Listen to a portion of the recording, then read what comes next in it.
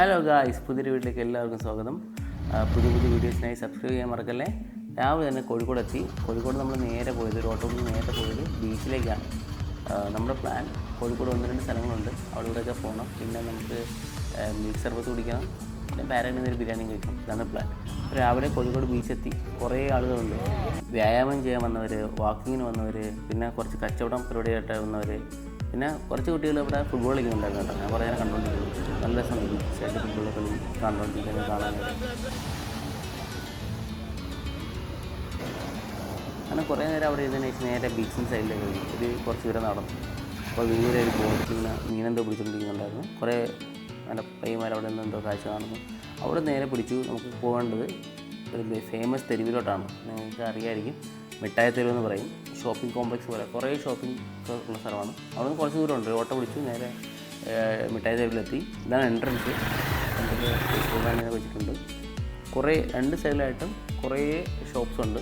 ഇവിടെ എൻട്രൻസ്, അവിടെ എക്സിറ്റ്, അങ്ങനെയാണ് കേട്ടോ. നമുക്ക് മിഠായി തെരുവ് കണ്ടു വരാം.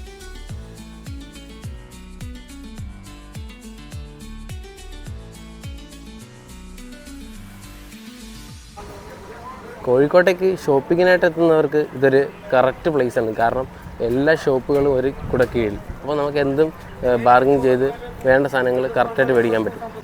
അതുപോലെ തന്നെ നിരവധി കടകളുണ്ട്. ഡിഫറെൻറ്റ് വെറൈറ്റീസ്, ട്രെൻഡുകൾ, എല്ലാ ട്രെൻഡുകളിലുള്ള ഡ്രസ്സുകളും ഫുഡുകളും. കോഴിക്കോട് അലുവയുടെ നിറയെ ഷോപ്പുകളിവിടെ ഉണ്ട്.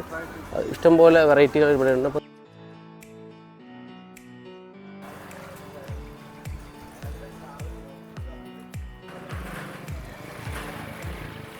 കാസർഗോഡ് കഴിഞ്ഞാൽ ആ ട്രെൻഡ് അപ്പോൾ വരുന്നത് കോഴിക്കോടേക്കാണ്.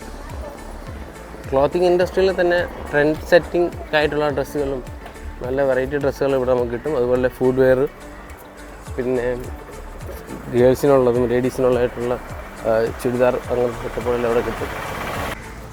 മിഠായി തെരുവിൻ്റെ ഒരു സൈഡിലായിട്ട് ഒരു തെരുവിൻ്റെ കഥ എന്ന് പറഞ്ഞിട്ട് ബുക്കിൻ്റെ കുറച്ച് ഭാഗങ്ങളവിടെ കല്ലിലൊക്കെ കൊത്തി വെച്ചിട്ടുണ്ട്. അത് കാണാൻ നല്ല രസമുണ്ട്. അവിടെ ഫ്രണ്ടിലോട്ട് ഇരിക്കാനൊക്കെ കുറേ സ്പേസ് ഒക്കെ. അതിൻ്റെ ഓപ്പോസിറ്റ് ബസ് സ്റ്റോപ്പ്, നമുക്ക് മൈതാനത്തിലേക്ക് പോകാനും ബാലഞ്ചേട്ടൻ്റെ മിൽക്ക് സർബത്ത് കടയിലേക്ക് പോകാനൊക്കെയുള്ള വഴിയാണ്. അപ്പോൾ നമുക്ക് അവിടെ പോകണം, മിൽക്ക് സർബത്ത് കുടിക്കണം, പിന്നെ പാരഗണിൽ ബിരിയാണി കഴിക്കണം. ഇവിടെ നേരെ വയനാട്ടിലേക്ക് പോകണം. ഇതാണ് പ്ലാൻ. അവിടെ നിന്ന് കുറച്ച് ദൂരമേ ഉള്ളൂ മിൽക്ക് സർബത്തിൻ്റെ ബാലഞ്ചേട്ടൻ്റെ കടയിലേക്ക് എത്താൻ. ഇപ്പോൾ 2 കടയായി, 2 അടുത്തടുത്ത് തന്നെയാണ്. നമ്മൾ അവിടെ ചെന്നു ഒരു നോർമൽ മിൽക്ക് സർബത്ത് ഓർഡർ ചെയ്തു. നമ്മുടെ സ്പെഷ്യൽ പാഴ്സൽ മിൽക്ക് സർബത്ത് കുടിച്ചു കഴിഞ്ഞു. പാരഗണിൽ നിന്ന് ബിരിയാണി കഴിച്ചു കേട്ടോ. വീഡിയോ എടുക്കാൻ പറ്റില്ല, നല്ല വിശപ്പുള്ളതുകൊണ്ട് അതൊന്നും സമയം കിട്ടിയില്ല. കോഴിക്കോട് നമ്മുടെ ഏകദേശം കാഴ്ചകളെല്ലാം കണ്ടു കഴിഞ്ഞു. ഇനി നമുക്ക് പോകേണ്ടത് വയനാട്ടിലേക്കാണ്. വയനാട്ടിൽ നിന്ന് ഉച്ചയ്ക്കാണ് ബസ്. അവിടെ നേരെ സുൽത്താൻ ബത്തേരി, അവിടെ നിന്ന് നമ്മൾ മുത്തങ്ങ ഫോറസ്റ്റ് റേഞ്ചിലേക്ക് പോകും. അവിടെയാണ് ബാക്കി കാഴ്ചകൾ. അപ്പോൾ നമുക്ക് അവിടെ കാണാം.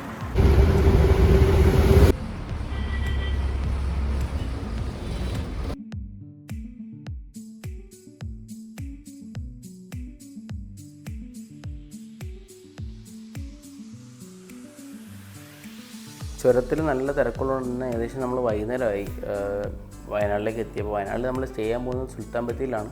ബത്തേരിയിലെത്തിയപ്പോൾ ഏകദേശം വൈകുന്നേരമായി. ബസ് സ്റ്റാൻഡിലേക്ക് എത്തി. ഇവിടെയാണ് നമ്മുടെ സ്റ്റേ. അതിൻ്റെ സ്റ്റേയിൽ ഒരു വെറൈറ്റി ഉണ്ട്, കാണിച്ചു തരാം. വണ്ടി എത്തി നമ്മൾ നേരെ അവിടെ നിന്ന് ഇറങ്ങി. നമ്മൾ സ്റ്റേ ചെയ്യുന്നത് ബസ് സ്റ്റാൻഡിൽ തന്നെയാണ്. അതാണ് എൻ്റെ സസ്പെൻസ്. സുൽത്താൻ ബത്തേരിയിൽ മറ്റൊരു പ്രധാനപ്പെട്ട കാഴ്ച എന്ന് പറയുന്നത് ബെസ്റ്റോറൻറ്റ് ഹോട്ടലാണ്. കാര്യം ഒരു ബസ് അവർ വീണ്ടും കൺവേർട്ട് ചെയ്തിട്ട് ഒരു റെസ്റ്റോറൻറ്റ് ആക്കിയിരിക്കുകയാണ്. ഇവിടെ ഫുഡ് 24/7 അവൈലബിൾ ആണ്. അപ്പോൾ നൈറ്റ് ആയാലും മോർണിംഗിൽ എത്തുന്നവർക്കും ഫുഡ് ഇവിടെ നിന്ന് കിട്ടും. ഇതാണ് ഞാൻ പറഞ്ഞ സസ്പെൻസ്. നമ്മൾ താമസിക്കാൻ പോകുന്ന സ്ഥലം സുൽത്താൻ ബത്തേരിയിൽ KSRTC പ്രൊവൈഡ് ചെയ്യുന്ന ഒരു ഷെൽട്ടറാണ്. നമുക്കിവിടെ താമസിക്കാൻ പറ്റും. അതിൻ്റെ ഡീറ്റെയിൽസ് ഞാൻ പറഞ്ഞുതരാം. ബസ് സ്റ്റാൻഡിൽ നിന്ന് ഒരു 10-20 മീറ്റർ അടുത്ത് തന്നെയാണ് ഈ റൂം സർവീസ് ഉള്ളത്. ഇതാണ് ബുക്കിംഗ് ഓഫീസ്. നമുക്ക് ആദ്യം ബുക്ക് ചെയ്യണം. ബുക്ക് ചെയ്യുമ്പോൾ തന്നെ നമുക്ക് ജസ്റ്റ് ഒരു വിവരണം അവിടുത്തെ ആൾക്കാർ തന്നിട്ടുണ്ടായിരുന്നു. ഡോർമെട്രിയുടെ ചാർജ് ഒരാൾക്ക് 120 രൂപയാണ്. 2 പേർക്കുള്ള ടിക്കറ്റൊക്കെ എടുത്തു. മറ്റേ ബസ്സിൽ തരുന്ന പോലത്തെ ടിക്കറ്റ് തന്നെയാണ് തന്നേക്കുന്നത്. ആ പ്രിൻ്റ് ചെയ്ത് ആ മോഡൽ തന്നെയാണ് പ്രിൻ്റ് ചെയ്ത് തന്നേക്കുന്നത്. അപ്പോൾ നമുക്കിനി അകത്തേക്ക് കയറാം, റൂമിൻ്റെ കാര്യങ്ങളൊക്കെ നോക്കാം.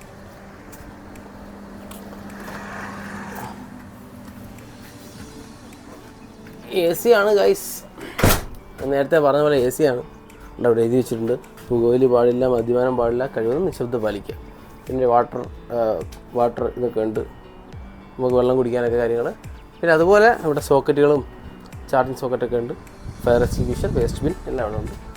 1, 2 എല്ലാ ഡോർമെട്രി ബെഡിനും താഴെ 2 ലോക്കർ റൂമുണ്ട്. നമുക്ക് നമ്മുടെ ബാഗുകളും ആവശ്യമുള്ള സാധനങ്ങളൊക്കെ പൂട്ടി വയ്ക്കാം, സേഫായിട്ട് അവിടെ ഇരിക്കും. രാവിലെ 9 മണിക്ക് നമ്മൾ ചെക്കൗട്ട് ചെയ്യണം, അതാണ് ഇവിടുത്തെ കണ്ടീഷൻ. 5:30 എൻ്റർ ചെയ്തിട്ട് 9 മണിക്ക് ചെക്കൗട്ട് ചെയ്യണം. ബെഡെല്ലാം നല്ല അത്യാവശ്യം ക്വാളിറ്റി ഉള്ള രീതിയിൽ ചെയ്തിട്ടുണ്ട്. കർട്ടനൊക്കെ കൊള്ളാം, ഒരു ആംബിയൻസൊക്കെ ഉണ്ട്. അത്യാവശ്യം നമുക്ക് ആൾക്കാരൊക്കെ വന്നാലും ഫ്രണ്ട്സൊക്കെ ആയിട്ട് വന്നാൽ സ്പെൻഡ് ചെയ്യാൻ പറ്റും, ബഡ്ജറ്റ് ഫ്രണ്ട്ലി ആയിട്ട് ഇവിടെ ചെയ്യാൻ പറ്റും. പിന്നെ തലയണയും ഒരു പുതപ്പും നമുക്ക് തരുമവർ, ഈ പാക്കേജിൽ അടങ്ങുന്നതാണ്. അതുപോലെ കമ്പിളി വേണമെങ്കിൽ അഡീഷണൽ 60 രൂപ ചാർജ് ചെയ്യണം. ഓക്കെ, അതാണ് ഇവിടുത്തെ രീതികൾ. നമ്മൾ ഡോർമെറ്ററി കൂടാതെ ഫാമിലി റൂം ഉണ്ട് കേട്ടോ. ഇതിന് 1000 രൂപയാണ് അവർ ഈടാക്കുന്നത്. ഇന്ന് നമുക്ക് റെസ്റ്റ് എടുത്തിട്ട് നാളെ രാവിലെ നമുക്ക് മുത്തങ്ങലേക്ക് പോകാനുള്ളതാണ്. രാവിലെ 6 മണിയായപ്പോൾ തന്നെ ഞങ്ങൾ ബസ് സ്റ്റാൻഡിലെത്തി കേട്ടോ, തൊട്ടടുത്ത് തന്നെയല്ലേ. ഇതൊരു വയനാട് ജംഗിൾ സഫാരിയുടെ പാക്കേജാണ് കേട്ടോ. ഇതിനകത്ത് ഈ നമ്പറിൽ കോൺടാക്ട് ചെയ്താൽ അതിൻ്റെ കൂടുതൽ വിവരം അറിയാൻ പറ്റും. അങ്ങനെ ഞങ്ങൾ ബസ്സിന് വേണ്ടി വെയിറ്റ് ചെയ്തു. ഒരു അരമണിക്കൂറായപ്പോൾ തന്നെ ബസ്സെത്തി, ബസ്സിലേക്ക് കയറി. അപ്പോൾ ബസ്സിൽ കയറി ഇവിടെ നിന്ന് മുത്തങ്ങയിലോട്ട് ഏകദേശം ഒരു അരമണിക്കൂറിൻ്റെ യാത്രയുണ്ട്. എന്നിട്ട് അവിടെ ചെന്നിട്ട് വേണം നമുക്ക് ആ സഫാരിയുടെ കാര്യങ്ങളൊക്കെ നോക്കാനും ബുക്കിംഗ് ചെയ്യാനും. ബുക്കിംഗ് ഓൾറെഡി നമുക്ക് ചെയ്തു, വിളിച്ച് പറഞ്ഞിട്ടുണ്ട്. ഇനി അവിടെ ചെന്ന് ക്യാഷ് അടച്ചിട്ട് നമുക്ക് അതിന് പോകണം.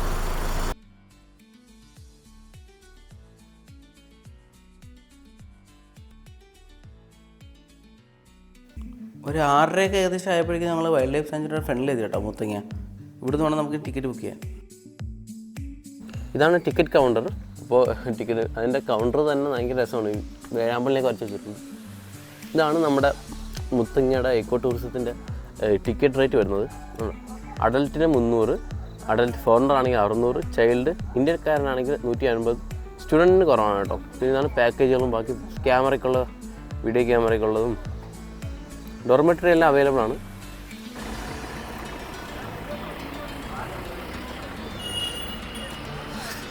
ഇതാണ് മുത്തങ്ങ വൈൽഡ് ലൈഫ് സാങ്ച്വറിയുടെ എൻട്രൻസ്. അപ്പോൾ നമുക്ക് പോകാനുള്ള ബസ്സുകളൊക്കെ അവിടെ കിടപ്പുണ്ട്, നിറയെ ബസ്സുണ്ട്.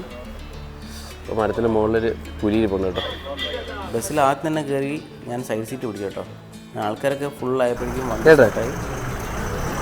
അപ്പോൾ ഗായ്സ് ബസ് യാത്ര തുടങ്ങി, ഡ്രൈവറൊക്കെ എടുത്ത് വണ്ടി തുടങ്ങി. ഇതാണ് സ്റ്റാർട്ടിങ് പോയിൻ്റാണ്. ഇതൊക്കെ ഓരോരുത്തരുടെ കോട്ടേഴ്സുകളാണ്.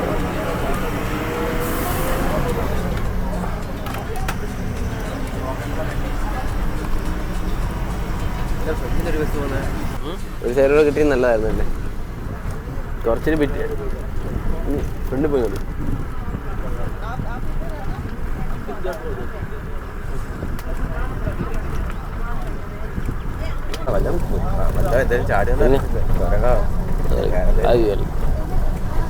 കൈ പിടിച്ചോണ്ട് കയറിയിട്ടുണ്ട്. അതാ എനിക്ക് ജനലിൻ്റെ ആവശ്യമൊന്നുമില്ല. പോകുന്ന വഴിയുടെ ഇടയിൽ നിറയെ മോനുകളെ കാണാൻ പറ്റും അല്ലേ.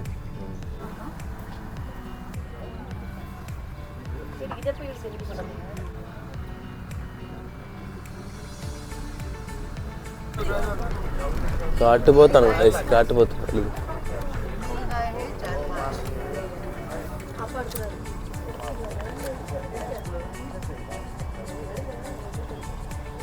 നമ്മളെ കണ്ടപ്പോൾ ഒരു ഓടി അകത്തേക്ക് പോയി കേട്ടോ. ഒരു 5-6 ഉണ്ട് വലുത്.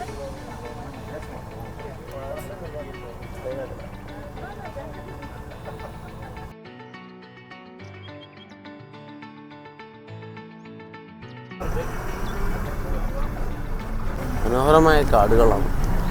അപ്പോൾ ബസ്സിലേക്ക് നിന്നും 2 വശങ്ങളിലായിട്ട് പിന്നെ പരന്ന് കിടക്കുകയാണ് കാട്. അതുകൊണ്ട് തന്നെ നമുക്ക് അവിടെ തണുപ്പുകളുള്ളതുകൊണ്ട് തന്നെ ഭയങ്കര മനോഹരമായിരുന്നു കാഴ്ചകളൊക്കെ.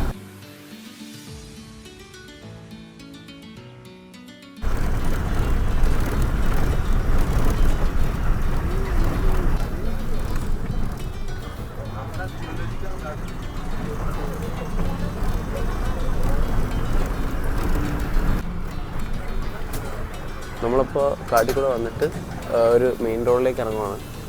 അപ്പോൾ അവിടെ ഒരു ചെറിയ ചങ്ങല വെച്ച് ലോക്ക് ചെയ്തിട്ടുണ്ട്. അപ്പോൾ നമ്മളവിടെ വന്ന ഗൈഡ് അത് അൺലോക്ക് ചെയ്യാം റോഡിലേക്ക് ഇറങ്ങാൻ വേണ്ടിയിട്ട്. അവിടെ ഒരു ചെക്ക് പോസ്റ്റ് പോലെ ഒരു ഓഫീസൊക്കെ ഉണ്ട് പോലീസുകാരുടെ.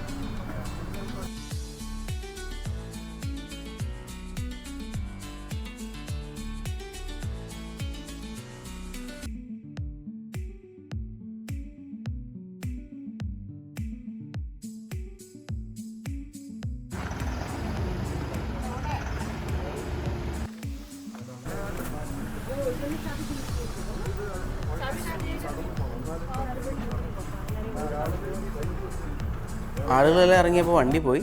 നമുക്കിനി മ്യൂസിയത്തിലേക്ക് പോകണം. ഇവിടെ അടുത്ത് തന്നെ മ്യൂസിയം ഉണ്ട്. 9:30 ആകുമ്പോഴേ മ്യൂസിയം തുറക്കുള്ളൂ. ആ കയറ്റം കയറി എത്തുന്നതാണ് മ്യൂസിയത്തിലേക്കാണ്. അപ്പോൾ ഇപ്പോൾ ക്ലോസ്ഡ് ആണ്, കുറച്ച് കഴിഞ്ഞിട്ടേ തുറക്കുള്ളൂ. അപ്പോൾ അതുവരെ ഞാൻ സൈഡിലുള്ളൊരു കാടിൻ്റെ ഏരിയ ഉണ്ട്, ഒരു ഫോറസ്റ്റ് ഏരിയ ആണ്. ഞാൻ ആ സൈഡിൽ വന്ന് നിൽക്കുകയാണ്. അപ്പോൾ അത് കുറച്ച് നേരം കഴിഞ്ഞാൽ നമുക്ക് കയറാൻ പറ്റില്ല. അപ്പോൾ അതുവരെ നമ്മൾ വെയിറ്റ് ചെയ്യണം. തുറന്നിട്ട് നമുക്ക് അതിൻ്റെ ഉള്ളിലേക്ക് പോകാം. ഓക്കെ, അതുവരെ ഈ കാടിൻ്റെ സൈഡിൽ നിന്നിട്ട് എന്തൊക്കെ ഇവിടുത്തെ കാഴ്ചകളെന്നൊക്കെ നോക്കിക്കൊണ്ടിരിക്കുകയാണ് ഞാൻ.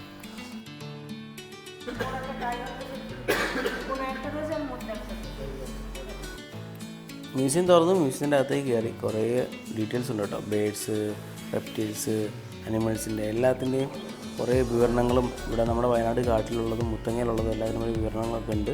അതുപോലെ തന്നെ നമുക്ക് കാണാൻ പറ്റുമെന്ന് വെച്ചാൽ മൃഗങ്ങളെ സ്റ്റഫ് ചെയ്ത് വെച്ചിട്ടുണ്ട്. ഒരു മെയിൻ സാധനമാണ് കേട്ടോ. അവിടെ കുറേ മൃഗങ്ങളെ സ്റ്റഫ് ചെയ്ത് വെച്ചിട്ടുണ്ട്. കാണിച്ചു തരാം. പുലിയുടെയൊക്കെ ഒറിജിനൽ തോലാണ് കേട്ടോ, അത് സ്റ്റഫ് ചെയ്ത് വെച്ചേക്കാണ്. അപ്പോൾ അതിൻ്റെ പ്രൊഫഷൻ നമുക്ക് നേരിട്ട് കാണുമ്പോൾ മനസ്സിലാവും. സ്റ്റിച്ചൊക്കെ ചെയ്ത് വെച്ചേക്കണം കേട്ടോ.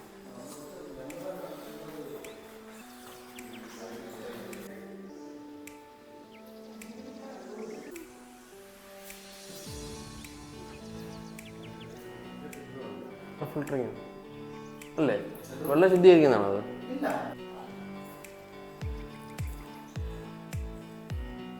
പെട്ടെന്ന് മ്യൂസിയം കണ്ടു കഴിഞ്ഞിട്ട് നമ്മൾ നേരെ പുറത്തേക്ക് ഇറങ്ങി. മുത്തങ്ങ ട്രിപ്പ് ഭയങ്കര വെർത്തായിരുന്നു. കാരണം ക്ലൈമറ്റ്, വൈൽഡ് ലൈഫ്, മൃഗങ്ങൾ, ഭയങ്കര രസമുള്ള ഡെസ്റ്റിനേഷൻ ആയിരുന്നു മുത്തങ്ങ. അപ്പോൾ വയനാട്ടിലേക്ക് വരുന്നവർ എടക്കൽ കേവ്സും ബാണാസുര ഡാമും പോകുമ്പോൾ ഇടയ്ക്ക് മുത്തങ്ങ വൈൽഡ് ലൈഫിനും കൂടെ വരാൻ ശ്രമിക്കുക. 300 രൂപയാണ്, അത് വെർത്താണ്. അപ്പോൾ നിങ്ങൾക്ക് മനസ്സിലാവും, ക്ലൈമറ്റ് ആണല്ലോ. ഞാൻ സംസാരിക്കുമ്പോൾ തന്നെ ചുറ്റും കോടയാണ്, നല്ല തണുപ്പാണ്. അപ്പോൾ നമുക്കിനി അടുത്ത പോകേണ്ടത് വയനാട്ടിൽ നിന്ന് തിരിച്ച് കണ്ണൂർക്കാണ്. കണ്ണൂരിലെ വീഡിയോയിൽ കാണാം. ബൈ.